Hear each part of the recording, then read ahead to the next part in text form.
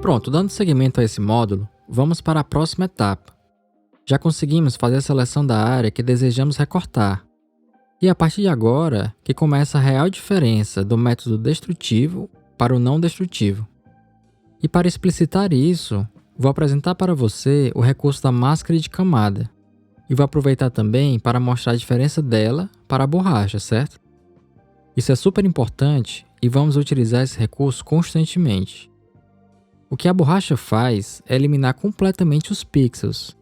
Ou seja, se eu passar a borracha em alguma imagem, nunca mais eu poderia recuperar a informação apagada, a não ser que eu desse um Ctrl Z logo após a operação, claro. Mas caso eu quisesse recuperar algumas partes apagadas da imagem depois de trabalhar bastante no arquivo, eu não poderia mais, porque não haveria mais a informação lá para recuperar. Ou seja, esse é o método destrutivo, que é quando alteramos ou destruímos a essência dos pixels. Como nós queremos chegar a um nível de qualidade alto e queremos que seja acessível para qualquer pessoa aprender e chegar nesse nível também, precisamos utilizar o Photoshop da maneira mais editável, organizada e inteligente possível. É aí onde entra o método não destrutivo, que é quando conseguimos fazer edições que não comprometem as informações originais. Isso se dá por adições de outras camadas ou de efeitos que não alteram a essência das bases. Ou seja, ao final da produção da sua imagem, você poderá ver como eram as imagens ou camadas exatamente da mesma maneira que você inseriu lá no começo.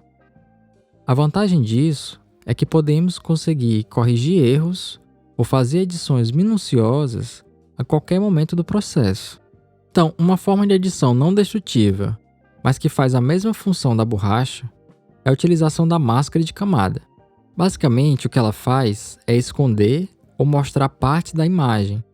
Ou seja, é como se estivéssemos colocando um papel manteiga por cima da imagem e pintando partes desse papel para esconder algumas regiões do que está por baixo, mas sem eliminar as informações originais. A simbologia que o programa usa para isso é que a cor preta oculta as informações e o branco mostra. Então, nesse exemplo do background, quando aplicarmos a máscara de camada, teremos o mesmo resultado da borracha, mas sem destruir nenhum pixel. Quando quisermos recuperar alguma parte específica, é só usar o pincel branco para pintar a área referente e pronto, lá está de novo como era antes. Bom, indo para a prática então, é assim que funciona. Criamos no tópico anterior uma seleção da região que desejamos recortar, correto? Que foi todo esse fundo com o céu e a grama. Vamos carregar a seleção naquele caminho, selecionar, carregar a seleção e selecionar o canal que queremos. Agora eu peço que você tenha bastante atenção aqui.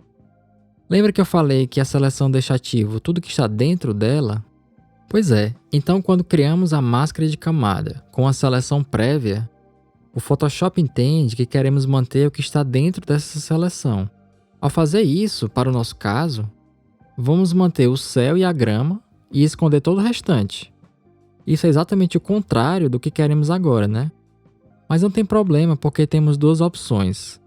A primeira seria inverter a seleção que fizemos antes de criar a máscara, ou inverter a própria máscara depois de criada. Vou mostrar por enquanto a primeira opção. Aqui no menu superior, apertamos em Selecionar, depois Inverter. Observe que a seleção agora está envolvendo a edificação, que é o que queremos manter. Agora é só apertar nesse símbolozinho que eu brinco que parece a bandeirinha do Japão, que é o símbolo de máscara de camada. E aí, praticamente como mágica, todo o restante sumiu. Lembra que essa operação apenas esconde o que queremos. Então dá para ver aqui na máscara, que apareceu ao lado da imagem, as regiões pretas e brancas. Outra coisa importante de salientar é que uma máscara de camada sempre vai corresponder a uma camada ou a um grupo específico. E para manipular a máscara, é necessário clicar nela antes de manipulá-la, certo? Então, caso eu queira recuperar alguma parte dessa região que foi escondida, ou mesmo esconder mais, eu utilizo alguma ferramenta de pintura.